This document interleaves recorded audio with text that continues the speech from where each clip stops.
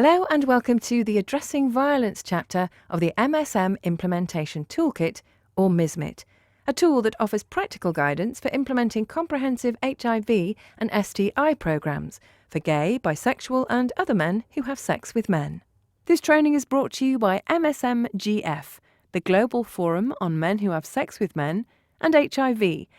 This chapter is comprised of 3 interrelated modules that focus on addressing violence against gay, bisexual and other men who have sex with men, that present information progressively and should therefore be approached in order.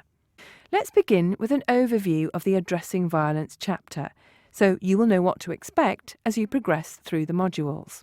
In Module 1, we go over definitions of violence and the relationship between violence and HIV susceptibility. In Module 2, we present the context of violence and social and legal conditions that contribute to violence. And in Module 3, we review the core values necessary for addressing violence, promising interventions that address violence, as well as issues to consider when monitoring and evaluating anti-violence interventions. At the outset, we would like to note that, in the interest of keeping the language of this tool clear and concise, the term gay, bisexual and other men who have sex with men is often replaced with the shorthand men who have sex with men, and or MSM. These shortened terms should be understood to represent the rich diversity of gay, bisexual and other men who have sex with men, including those who do not self-identify as such. The first module, titled Violence and HIV, is intended to help you build an understanding of the basic definitions of different kinds of violence and how violence impacts HIV susceptibility in communities of men who have sex with men. After completing this module, you should have a basic understanding of and be able to identify 1. The various kinds of violence that occur within MSM communities and how to identify them, and the contribution violence makes to HIV susceptibility and risk. With these goals in mind, let's begin. Men who have sex with men face high levels of violence, stigma, discrimination, and other human rights violations. In this module, we provide an introduction to addressing violence against gay, bisexual, and other men who have sex with men.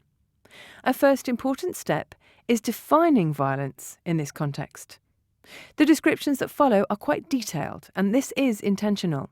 The characteristics are presented in this manner to assist in your ability to identify, understand, and differentiate between the types of violence presented. Using the World Health Organization's definition, violence is the intentional use of physical force or power, threatened or actual, against oneself, another person, or a group or community that either results or has a likelihood of resulting in injury, death, psychological harm, maldevelopment, or deprivation. International advocates for human rights analyse gender-based violence to include several forms that can negatively impact health and well-being. So, what are the kinds of violence that men who have sex with men may experience? In this module, we introduce 5 types of violence: physical violence, sexual violence, emotional or psychological violence, socio-economic violence, and structural violence. Stigma and discrimination can also be considered violence. Violence may also be experienced due to discrimination based on race, class, HIV status, drug use, or other factors. Physical violence occurs when one is subjected to physical force, which can cause death, injury, or harm. It includes having an object thrown at one, being slapped, pushed, shoved, hit with the fist or with something else that could hurt, being kicked, dragged, beaten up, choked, deliberately burnt, threatened with a weapon, or having a weapon used against one.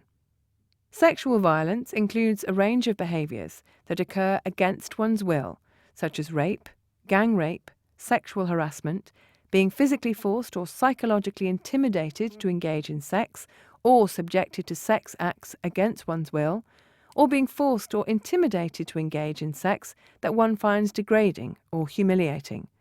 Sexual violence can also take the form of corrective rape, which is rape of one man by one or more other men for the purpose of punishing the victim and curing him of his homosexuality. Emotional or psychological violence includes a number of behaviours. This could be when someone is insulted or made to feel bad about themselves. It could entail being humiliated or belittled in front of other people. It could mean being threatened with loss of custody of one's children. It could involve being rejected or isolated from family or friends, being bullied or threatened with harm to oneself or someone one cares about, repeated shouting, inducing fear through intimidating words or gestures, controlling behaviour, or the destruction of possessions. Take a moment to check your understanding. True or false? Psychological violence is not an issue for men who have sex with men. The correct answer is false.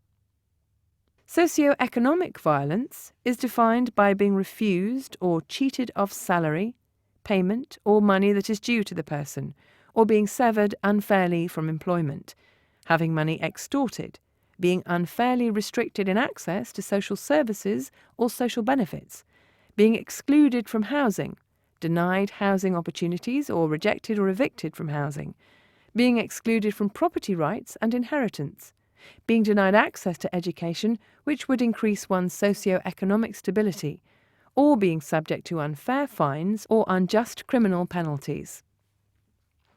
Structural violence includes policies that refuse to acknowledge sexual health needs, such as not teaching about sexual harm reduction for men who have sex with men, laws that criminalise sexual relationships, and laws that require a person's family, friends and social circles to report him to the authorities for incarceration or punishment.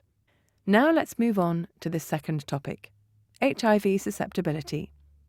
Experiencing violence and trauma is associated with an increased risk for HIV and other sexually transmitted infections, or STIs.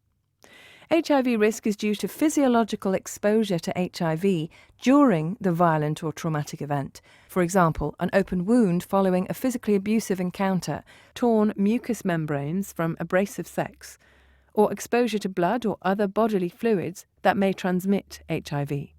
In addition to physiological factors, the psychological burdens that may result from violence or trauma can interfere with one's ability to protect oneself consistently from HIV transmission. These burdens include depression, decreased self-esteem, fear of further threat, fear of isolation, denial of risk, and can all interfere with one's ability to protect oneself consistently from HIV transmission. Repeated exposure to unsafe sex within violent relationships also heightens the risk of HIV transmission. Physical or emotional abuse within such relationships often contributes to an inability to negotiate safe sex. Gay, bisexual and other men who have sex with men may face violence because of the stigma associated with same-sex sexual behaviour, a stigma which is reinforced in many countries where such behaviour is criminalised. Violence may be a manifestation of homophobia. Homophobia is an irrational fear of, aversion to, or discrimination against persons known or assumed to be homosexual. Homophobia also refers to attitudes or behaviour that are against homosexual behaviour or cultures. Men who have sex with men are often perceived as failing to conform to gender expectations, and this gives rise to much of the violence they experience. This violence can therefore be understood on a spectrum of gender-based violence that includes verbal harassment, bullying, sexual misconduct, and rape. Before moving on, please consider the questions presented in this self-check and assess your understanding. Which of the following is not considered a type of violence, as per the definition provided in this chapter? A. Physical. B. Sexual. C. Cultural. D. Socio-economic. E. Emotional. The correct answer is C. Cultural. This brings us to the end of the first module of the chapter on addressing violence in the MSMIT. To review, in this first module, we have covered two main topics. We looked at a range of different kinds of violence, and we also looked at violence as it relates to HIV susceptibility. In Module 2, we will explore the context of violence and the social and legal conditions that shape this context. We will also begin to look at promising anti-violence interventions.